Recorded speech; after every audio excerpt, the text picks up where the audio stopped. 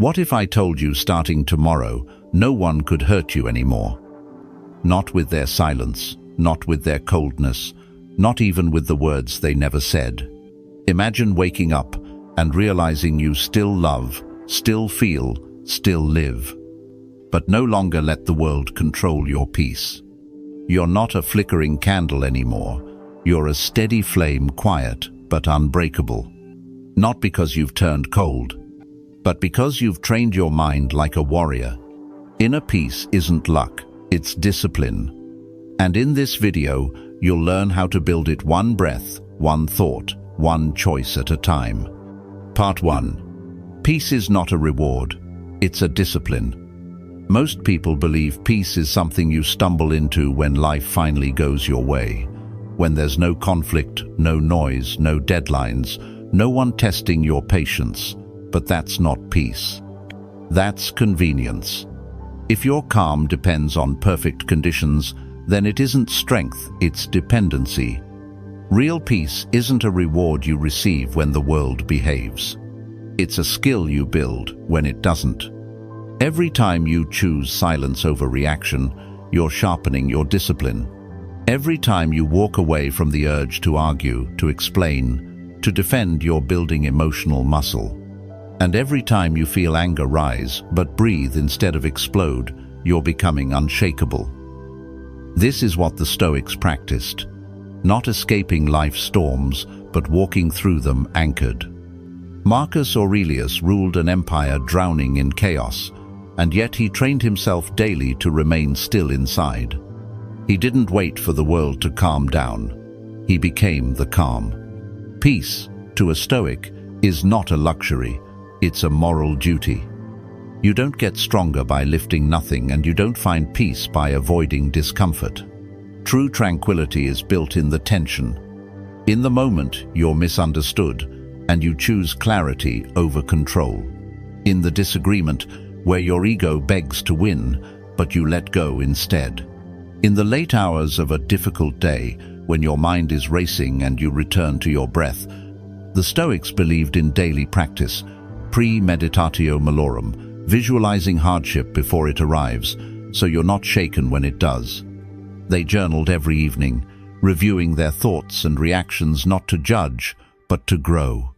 They asked, "Was I ruled by emotion today, or did I rule it?" Peace doesn't live on mountaintops. It lives in traffic, in difficult conversations, in the pause before you reply. And it isn't gifted to the lucky, it's earned by those who train for it. Like a warrior sharpens his sword, you sharpen your stillness daily, silently, sometimes painfully. Because real peace is not passive. It's active, intentional, relentless. And when it's built with discipline, no storm can take it away. Part 2. Feel without breaking, mastering emotions without losing yourself. Some people move through life like open wounds. Every word cuts, every silence feels like rejection. They confuse feeling everything intensely with being emotionally alive. But there's a difference between depth and drama. Uncontrolled emotion isn't a sign of depth, it's a sign of disorientation. And while sensitivity is a gift, without discipline, it becomes a cage. The Stoics understood this long before modern psychology did. Emotion is a wave, you are the ocean. You can watch the waves rise and fall without being swept away. You can feel hurt without becoming the hurt. You can say, "There is anger here," rather than "I am angry." This space between feeling and identifying with the feeling, that's where your strength begins. Epictetus taught, "It's not what happens that disturbs you, it's your opinion about it." You're not obligated to react to every emotional ripple. You're allowed to pause, to question, to choose your response. So, how do you practice this in real life? Start small. The next time someone says something rude, breathe. Don't absorb, just observe. When a loved one grows distant, don't spiral. Stay centered. Ask, don't assume. When a project fails, don't collapse into self-blame. Step back, reflect, reset. Use your journal as a daily check-in. Ask, what emotion did I feel today that almost owned me? Did I amplify pain by attaching a story to it? Was I the wave or the ocean? Over time, you'll notice the change. You'll stop reacting to shadows. You'll stop mistaking temporary emotion for eternal truth. You'll learn to sit with discomfort without letting it define you. And ironically, when you stop being overwhelmed by your feelings, you actually feel more clearly. Your empathy becomes wisdom, not chaos. Your heart stays open, but no longer unguarded. Because being stoic isn't about shutting down. It's about standing tall while feeling deeply. It's not about denying your emotions. It's about directing them. So the next time the wave rises, don't panic. Anchor yourself. Remember, you are not the storm, you are the shore it crashes against. Part 3. Your inner dialogue, the silent saboteur. The loudest voice in your life isn't the one criticizing you on social media. It's not your boss. It's not your ex. It's the voice in your own head.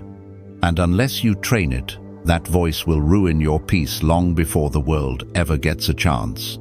Most people never question this voice. They let it narrate their life with doubt, fear, and judgment. You fail? It whispers, you always mess things up. You get rejected. It hisses, no one will ever love you. You hesitate? It screams, you're weak, you'll never change. That voice left unchecked is not your ally. It's your enemy in disguise. But here's what the Stoics knew. You can't always control your thoughts, but you can choose which ones to believe. And that's where your power begins. Marcus Aurelius, Emperor of Rome, wrote daily to remind himself, you have power over your mind, not outside events. Realize this, and you will find strength. So how do you train your inner voice? It starts with awareness. Each time your mind spins a story, pause. Ask, is this true? Is this useful? Is this how I would speak to someone I love?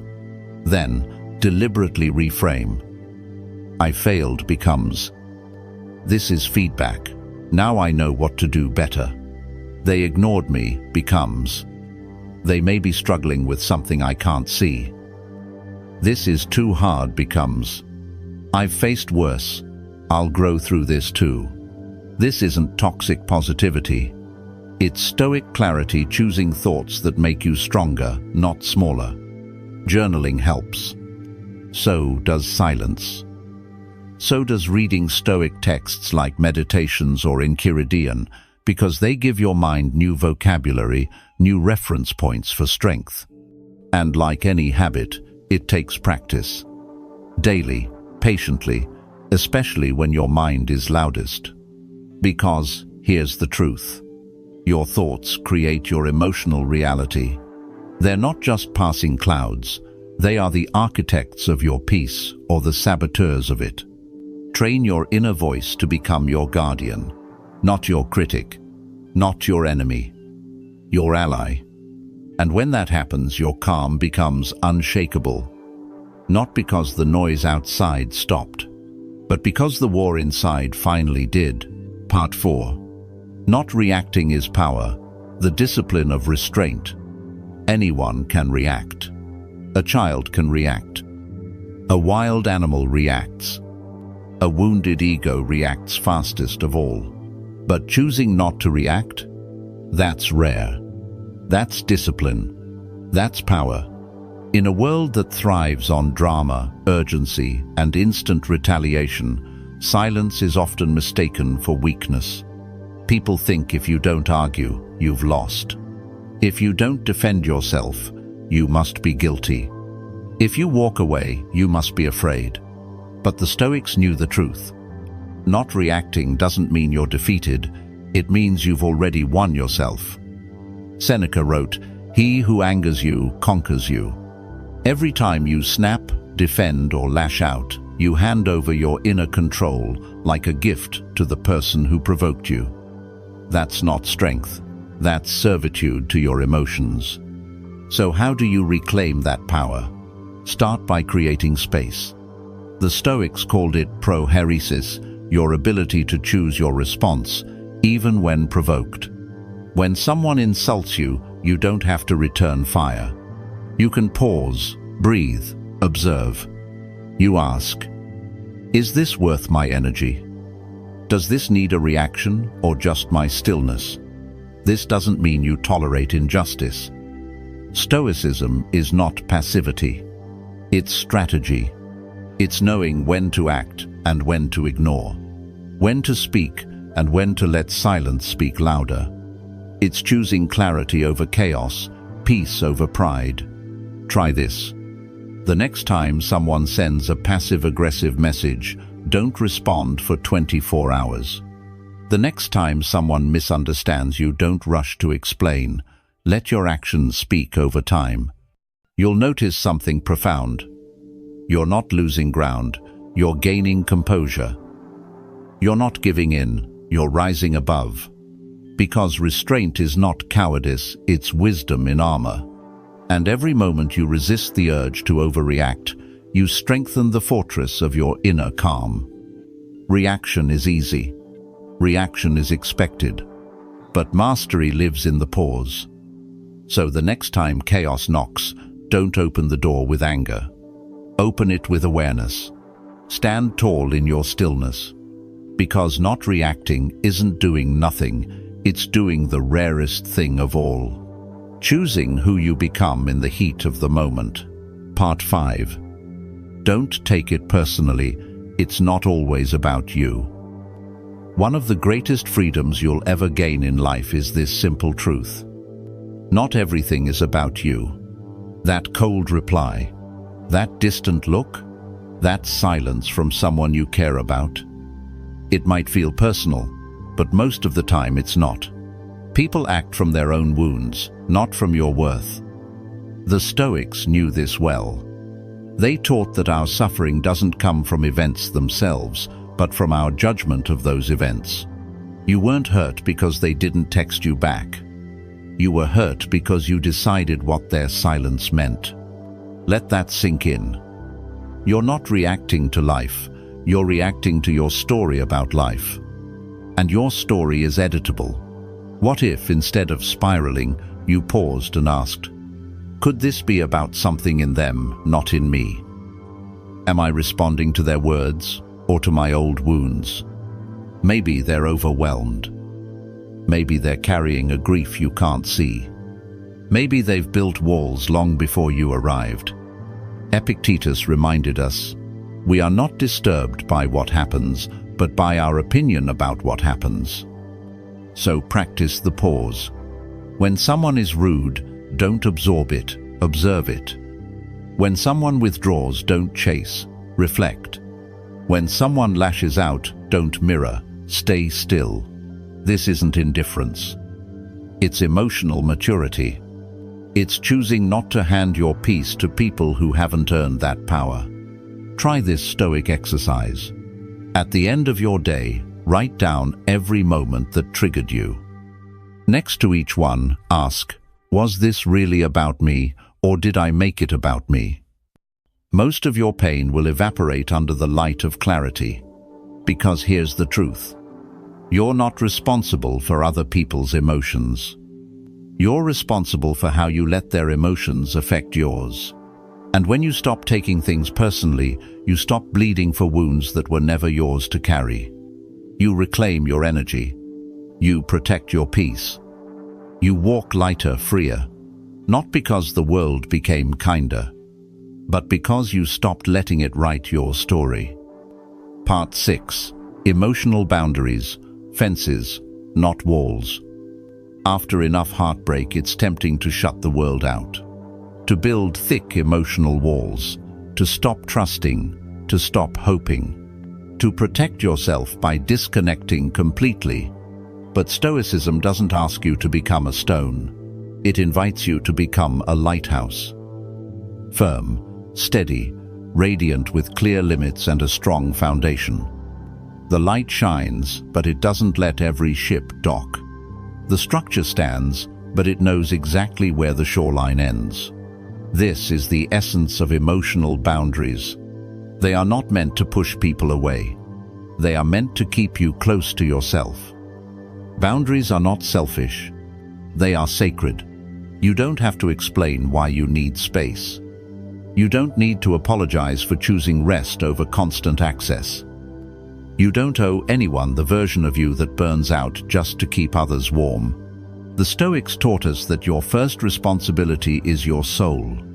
And that means knowing where your energy ends and where someone else's chaos begins. Here's a daily Stoic practice. Ask yourself, at the end of every day, what drained me today? Was that something I allowed out of guilt or fear? What would I do differently next time with kindness but also with clarity?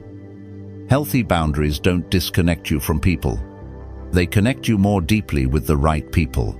The ones who respect your limits, not just your availability. The ones who understand that no is not rejection, it's self-respect. Marcus Aurelius wrote, "Be tolerant with others and strict with yourself." And that includes being strict with how much of yourself you give away. So the next time you feel pulled in too many directions, remind yourself, I'm not here to please everyone. I'm here to live aligned. If protecting my peace disappoints someone, that's okay. I won't abandon myself to be accepted. You can have boundaries without bitterness. You can say no with love. You can protect your energy while keeping your heart open. Because boundaries aren't about closing the door on life. They're about opening the right doors with intention. Part 7. Train your nervous system to feel safe in silence. We live in a world addicted to noise. Buzzing notifications, endless scrolling, background chatter. Silence has become something we fear, something we run from. Because when everything gets quiet, we start hearing ourselves again. But here's the truth. You cannot master peace if silence terrifies you. Stillness isn't emptiness. Stillness is where clarity begins. The Stoics spent time in silence not to escape the world, but to return to themselves. Marcus Aurelius wrote, "Nowhere can man find a quieter or more untroubled retreat than in his own soul." But that kind of inner stillness doesn't happen by accident. It takes practice. It takes training. Because your nervous system, conditioned by chaos, needs to relearn that silence is safe.